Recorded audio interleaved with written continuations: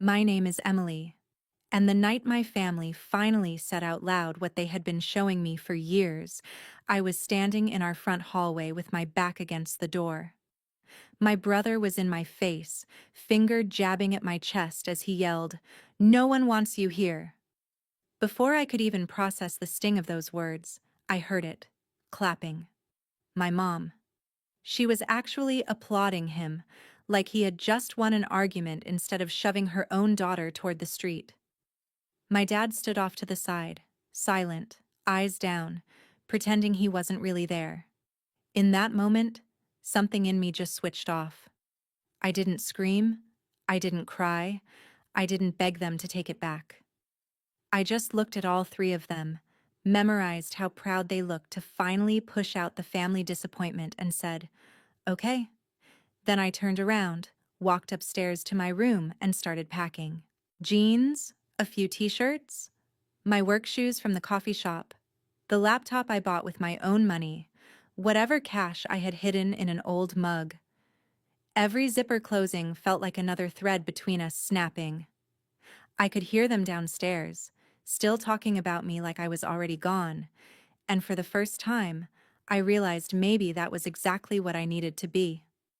I left without slamming the door, without saying goodbye. And if you think that was dramatic, wait until you hear what happened the very next morning when my phone lit up with 36 missed calls from the same people who swore nobody wanted me there. If you want to know how I went from unwanted to holding all the power, stay with me until the end.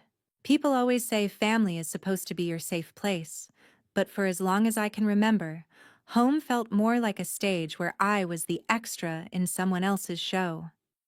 I grew up in a perfectly normal-looking house in the suburbs outside Chicago, the kind of neighborhood with trimmed lawns, mailboxes decorated for the holidays, and neighbors who waved like everything behind closed doors was just as neat. Inside, though, there was a very clear rule that nobody ever said out loud. My brother mattered more. His name is Jake. He is the golden boy in every story my parents tell. My mom, Karen, talks about him like he is the main character in a movie she directed herself. My dad, Mark, doesn't say much, but when he does, it is usually to back her up. They love saying they treat us equally, but the reality has never even been close. I'm 19. I work part-time at a coffee shop near campus, and every paycheck I get goes into a savings account for my graphic design classes. I pick up extra shifts when someone calls out, walk home smelling like espresso and sugar, and still somehow find the energy to cook dinner or clean up the kitchen because my mom says she is too tired after work and Jake needs time to focus. Focus on what exactly has always been a mystery to me. He's 22, dropped out of community college after one semester, and spends most of his time in his room yelling into a headset at strangers online. Somehow, in my mom's mind, that still qualifies as potential. When Jake wanted a new gaming console and a curved monitor to go with it, my parents pulled out a credit card and made it happen. When I asked if they could help pay for a software license I needed for school, they laughed and told me I should learn to be independent. At dinner, every conversation circles back to him. His games, his online friends, his stress.